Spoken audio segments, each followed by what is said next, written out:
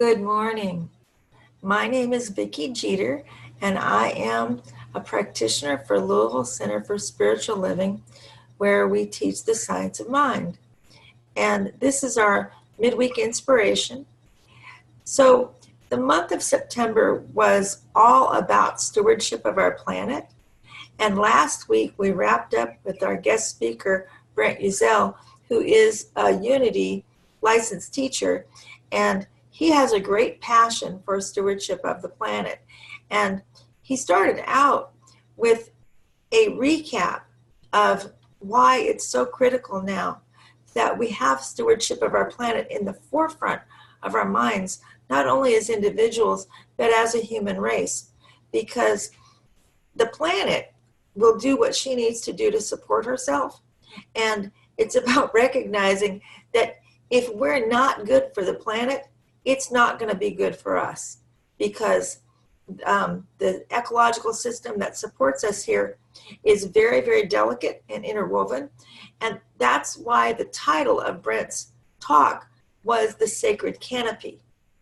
And he made a point of having us to understand better that every entity on the planet is a part of the planet's ecological system.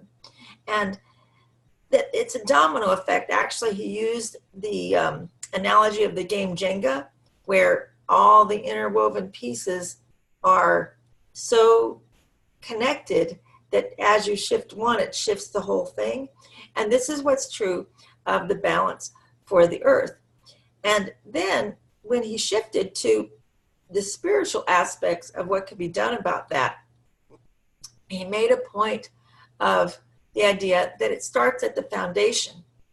And way back there in human consciousness, that starts with the foundation of our myths, our mythological spiritual beliefs. And that's part of where the creation story comes from. And so today, what we need is a new creation story. And what's true is this is going to feed in quite nicely for what's happening in October, because on October the 20th, Carolyn will be doing a workshop after service that will be titled Thrive or Survive, which is all about the distinction between just surviving and what we need to do to thrive, again, as individuals and as a collective human race. And of course, that builds gradually from individuality to our families, to our church centers, to our schools, to all of our systems that we use to live here. And I have the opportunity coming up on the end of October to be the speaker for that day. And I'm going to be working with everything that's happened so far and bringing the balance of how we come into harmony as the masculine and feminine in all of this. Is one of the points that Brent made is that for centuries, one of the problems has been that the masculine and feminine have not been in balance. And a lot of people, you hear kind of generally today talking about the return of the feminine. And what I know to be true, and everybody does if you stop to think about it, it takes just as much of the masculine as it does the feminine to bring together creation. And that's true of all creation. That's true of all of nature's systems, all of nature's life. There's just as much masculine involved as there is feminine. And we need to create a creation story that honors the balance of both, like the yin yang. And we need to create stories in our families that honors the balance of both.